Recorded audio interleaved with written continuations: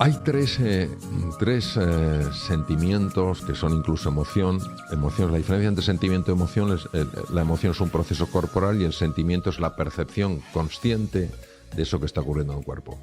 Hay tres sentimientos y emociones que son tremendamente disfuncionales en el ser humano. Tremendamente disfuncionales. La ira, el miedo y la culpa. La ira tiene dos expresiones. La ira exterior, que podemos ver desde la persona que insulta, hasta la persona que hace gestos de amenaza, hasta la persona que golpea o incluso mata.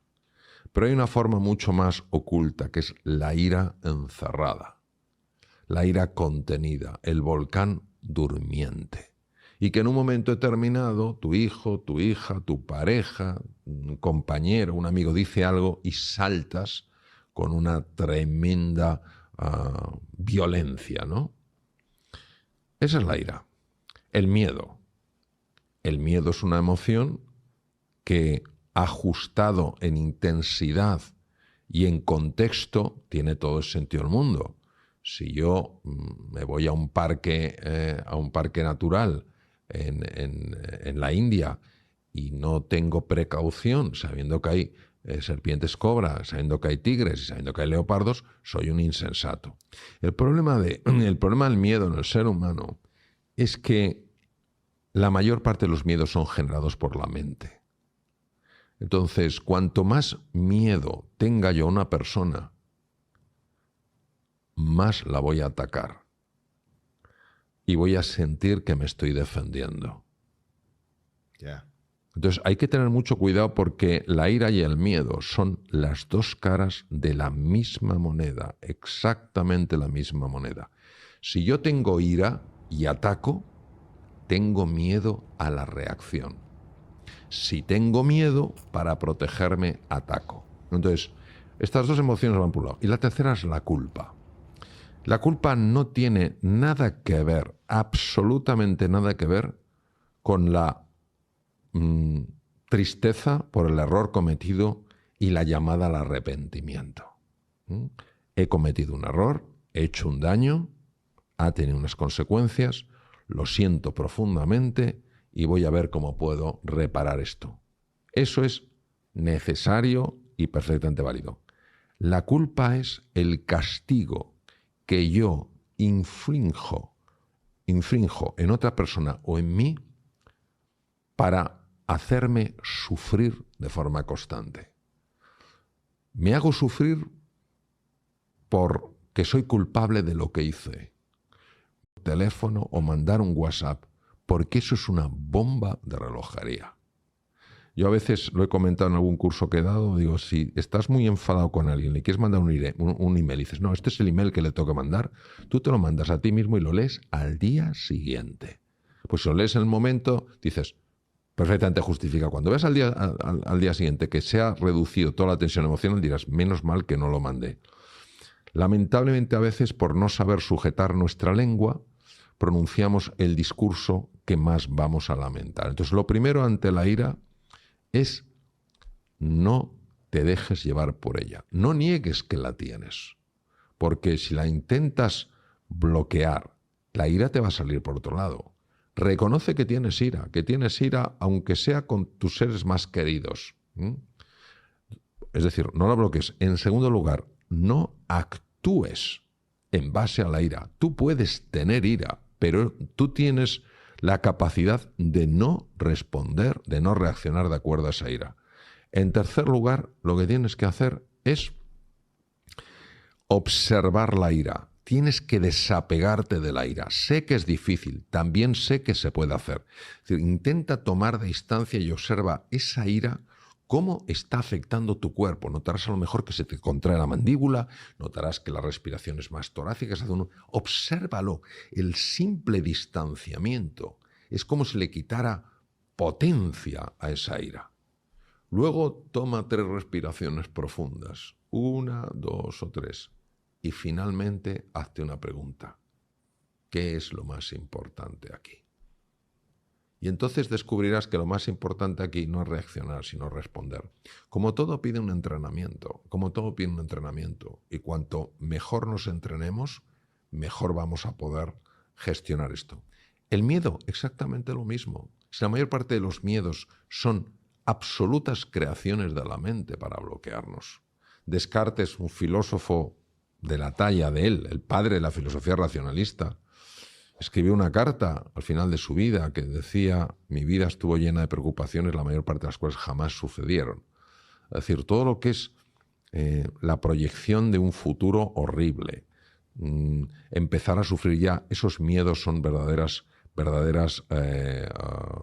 engaños de la mente, lo que los hindús llaman maya, ¿no? de un espejo erróneo. ¿Y qué es lo que yo recomiendo? Yo lo que recomiendo es conocer la realidad.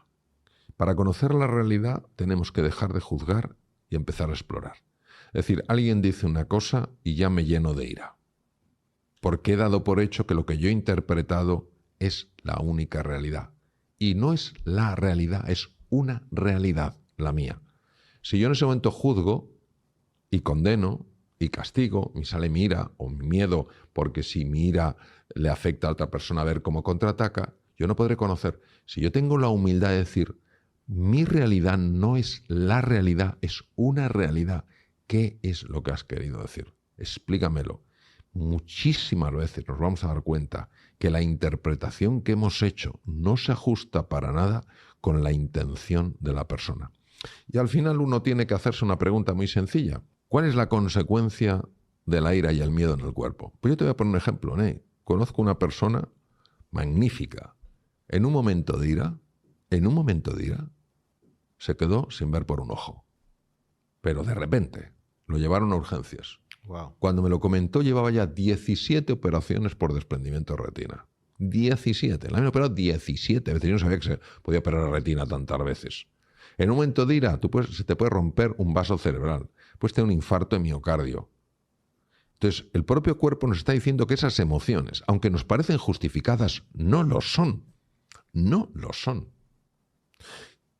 Podemos establecer límites con firmeza sin tener que ser asesorados por la ira.